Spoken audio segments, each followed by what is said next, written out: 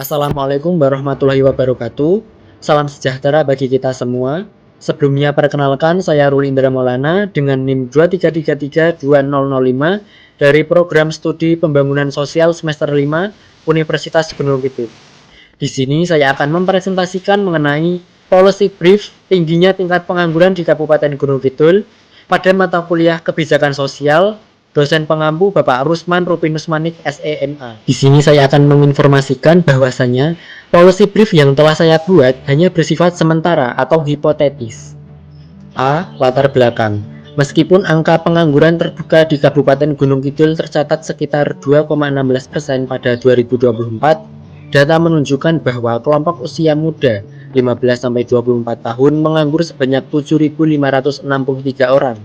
Kondisi ini memunculkan tantangan serius dalam pemanfaatan potensi SDM lokal dan kestabilan ekonomi kawasan pedesaan. B. Pengertian pengangguran. Pengangguran adalah keadaan di mana seseorang dalam angkatan kerja aktif belum memperoleh pekerjaan meskipun sedang mencari dan siap bekerja. Dalam konteks Kabupaten Gunung Kidul, fenomena ini juga mencakup migrasi tenaga kerja, sektor informal yang dominan, dan kurangnya pekerjaan tetap sesuai keterampilan. 1. Identifikasi masalah. Tingginya tingkat pengangguran di Kabupaten Gunung Kidul. 2. Pendefinisian masalah. Deskripsi singkat, pengangguran di Kabupaten Gunung Kidul masih menjadi hambatan pemanfaatan potensi ekonomi lokal, terutama di kalangan pemuda dan lulusan sekolah menengah. Variabel atau akar penyebab di sini ada 10. Yang pertama, rendahnya keterampilan kerja spesifik lokal. Yang kedua, terbatasnya lapangan kerja produktif di daerah. Yang ketiga, dominasi sektor informal dengan upah rendah. Yang keempat, kurangnya akses ke modal dan pembiayaan mikro. Yang kelima, pendidikan menengah yang tidak sesuai kebutuhan pasar kerja. 6. Infrastruktur ekonomi terbatas. 7. Kurangnya pelatihan berbasis industri lokal. 8. Pertumbuhan UMKM belum optimal. 9. Minimnya investasi sektor formal. Dan yang ke-10, kurang efektifnya program pemerintah yang ada. 3. Tujuan kebijakan atau program. Menurunkan tingkat pengangguran di Kabupaten Gunung Kidul sebesar 20% dalam 5 tahun, yakni 2026 sampai 2030, melalui peningkatan keterampilan kerja, penciptaan lapangan kerja lokal berbasis potensi daerah, dan pengembangan wirausaha pemuda. 4. Identifikasi solusi alternatif. 1. Pelatihan keterampilan kerja berbasis industri lokal. 2. Program magang terintegrasi dengan dunia usaha. 3. Akses modal dan kredit mikro untuk wirausaha pemuda. 4. Inkubasi bisnis pemuda desa. 5. Program padat karya produktif di sektor unggulan lokal. 6. Pengembangan sektor pariwisata dan ekonomi kreatif berbasis Gunung Kidul. 7. Insentif investasi swasta atau industri di daerah. 8. Optimalisasi balai latihan kerja atau BLK dan lembaga pelatihan. 9. Digitalisasi usaha lokal dan e-commerce bagi UMKM. Dan yang ke-10, program pemberdayaan perempuan dalam wirausaha dan pasar kerja. 5. Analisis solusi teridentifikasi. Untuk setiap alternatif harus dianalisis aspek berikut. 1. Biaya implementasi. 2. Efektivitas jangka pendek dan panjang. 3. Keberlanjutan intervensi. 4. Kemudahan implementasi dalam konteks lokal. 5. Potensi dampak sosial ekonomi bagi pengurangan pengangguran. 6. Memilih solusi. Solusi terpilih nomor 1. Pelatihan keterampilan kerja berbasis industri lokal.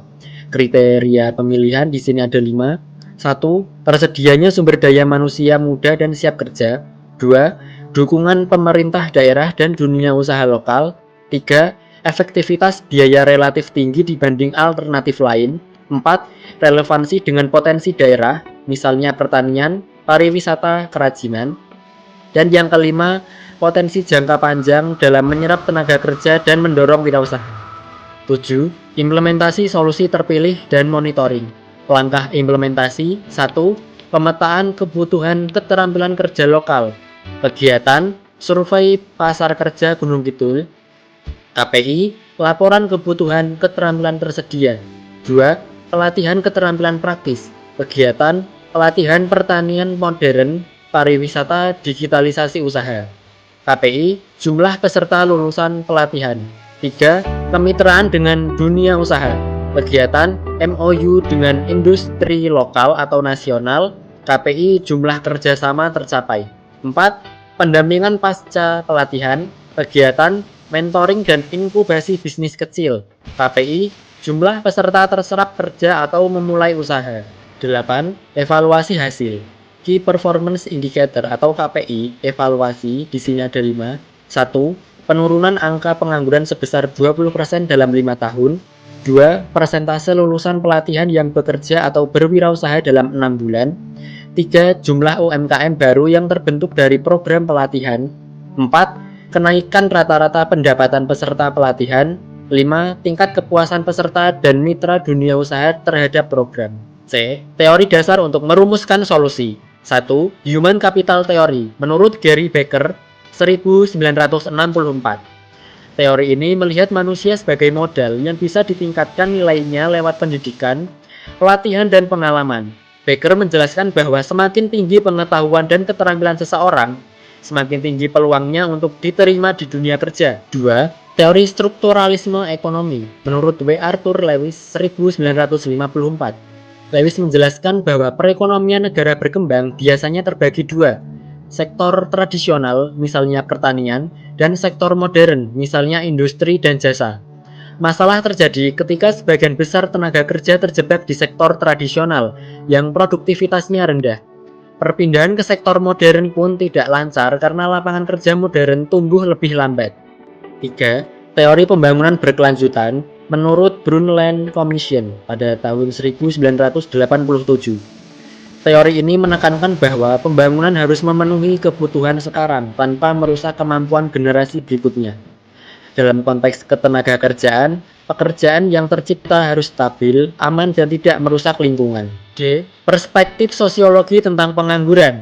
1. Teori pilihan rasional. Individu bisa memilih tetap menganggur jika manfaatnya dianggap lebih besar daripada bekerja. Misalnya upah terlalu rendah, biaya transport tinggi, atau peluang kerja tidak menarik. Pengangguran dilihat sebagai hasil kalkulasi untung rugi dalam konteks sosial ekonomi tertentu. 2. Teori sosial budaya. Nilai budaya memengaruhi pola kerja, misalnya budaya kerja instan, kurangnya apresiasi terhadap pelatihan, atau orientasi kerja yang tidak sesuai kebutuhan pasar. Norma sosial dan kebiasaan masyarakat dapat memperlambat adaptasi tenaga kerja terhadap perubahan ekonomi. 3. Teori mobilitas sosial. Pengangguran dipahami sebagai hambatan mobilitas sosial, terutama pada masyarakat dengan akses pendidikan terbatas. Individu dari keluarga berpendapatan rendah memiliki peluang lebih kecil mengakses pelatihan bermutu, sehingga lebih rentan menganggur.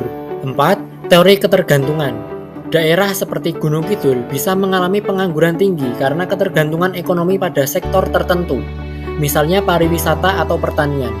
Ketika sektor itu tidak stabil, banyak tenaga kerja tidak terserap. Pengangguran adalah akibat hubungan ekonomi yang timpang antara pusat dan daerah.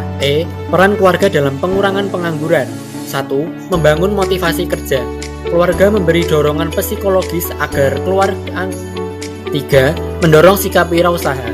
Keluarga dapat menumbuhkan budaya usaha kecil, memberi modal awal, atau memberikan contoh praktik wirausaha untuk membuka peluang kerja baru. 4. Mengajarkan manajemen keuangan. Edukasi dasar tentang mengatur pengeluaran membuat individu lebih bijak saat bekerja dan tidak mudah terjebak masalah ekonomi yang bisa memicu PHK atau ketidakstabilan kerja. Pertanyaan. Pertanyaan yang pertama yaitu dari Mbak Audi. Budaya kerja generasi sekarang banyak dipengaruhi oleh media sosial yang sering menampilkan gambaran kesuksesan secara instan, sehingga sebagian anak muda memiliki ekspektasi tidak realistis terhadap dunia kerja. Akibatnya, mereka cenderung menyepelekan proses, kurang menghargai perjuangan, serta mudah menyerah ketika menghadapi tekanan atau pekerjaan yang tidak sesuai dengan gambaran ideal di dunia digital. Dari pernyataan tersebut, bagaimana menurut pandangan Anda terkait hal itu? Jawab, media sosial memang sering menampilkan kesuksesan secara cepat, padahal kenyataannya dunia kerja butuh proses panjang. Banyak anak muda akhirnya merasa gagal duluan karena membandingkan diri dengan gambaran yang tidak realistis itu. Menurut saya, hal ini bukan sepenuhnya salah mereka, tapi lebih karena lingkungan digital yang terus menekan dengan standar tinggi. Tantangannya adalah belajar melihat karir sebagai perjalanan, bukan perlombaan. sikap mau belajar, tahan banting, dan sabar membangun pengalaman justru jauh lebih penting daripada terlihat sukses di layar. Kalau hal ini dipahami sejak awal, anak muda bisa punya ekspektasi yang lebih sehat dan siap menghadapi dinamika kerja yang sebenarnya. 2. Pertanyaan dari Mbak Cindy. Meski pariwisata di Gunung Kidul berkembang, kenapa sektor ini belum bisa menyerap banyak tenaga kerja? Apa yang menjadi tantangan dalam meningkatkan keterampilan pekerja di bidang pariwisata? Jawab, pariwisata di Gunung Kidul memang makin maju, tapi peluang kerjanya belum besar karena sebagian besar wisata masih dikelola skala kecil, seperti kelompok masyarakat atau usaha keluarga. Banyak pekerjaan bersifat musiman, sehingga tidak bisa memberi lapangan kerja tetap. Selain itu, kebutuhan keterampilan di bidang pariwisata sekarang sudah lebih kompleks. Misalnya kemampuan berbahasa asing, pelayanan wisata, manajemen destinasi, dan pemasaran digital. Tantangannya adalah masih sedikit pekerja lokal yang punya keterampilan tersebut. Untuk meningkatkan daya serap tenaga kerja, pelatihan yang lebih terstruktur, kerjasama dengan lembaga pendidikan, serta peningkatan literasi layanan wisata perlu terus diperkuat. 3. Pertanyaan dari Mbak Widya. Bagaimana kelemahan struktur rekrutmen di institusi atau perusahaan membuka peluang terjadinya praktik orang dalam, dan bagian mana yang paling rentan disalahgunakan? Bagaimana solusinya? Jawab, praktik orang dalam biasanya muncul ketika proses rekrutmen tidak transparan. Misalnya, syaratnya tidak dijelaskan dengan jelas, penilaian tidak memiliki standar yang terukur, atau tahapan seleksi tidak diawasi dengan baik. Bagian yang paling rentan adalah tahap awal penyaringan berkas dan tahap wawancara, karena keputusan sering bergantung pada penilaian subjektif. Akibatnya, kandidat yang punya hubungan dengan orang tertentu bisa lebih diuntungkan. Solusinya adalah membuat prosedur rekrutmen yang terbuka, menetapkan standar kompetensi yang jelas, menggunakan sistem penilaian yang dapat dipertanggungjawabkan, serta melibatkan lebih dari satu penilai dalam setiap tahap. Dengan begitu, peluang penyalahgunaan bisa ditekan dan prosesnya lebih adil bagi semua pelamar. G. Kesimpulan. Upaya menurunkan pengangguran di Kabupaten Gunung Kidul harus dijalankan secara terpadu dengan memanfaatkan potensi lokal, mengintegrasikan pelatihan keterampilan kerja dan wirausaha, serta menjalin kemitraan kuat antara pemerintah, dunia usaha, dan lembaga pelatihan.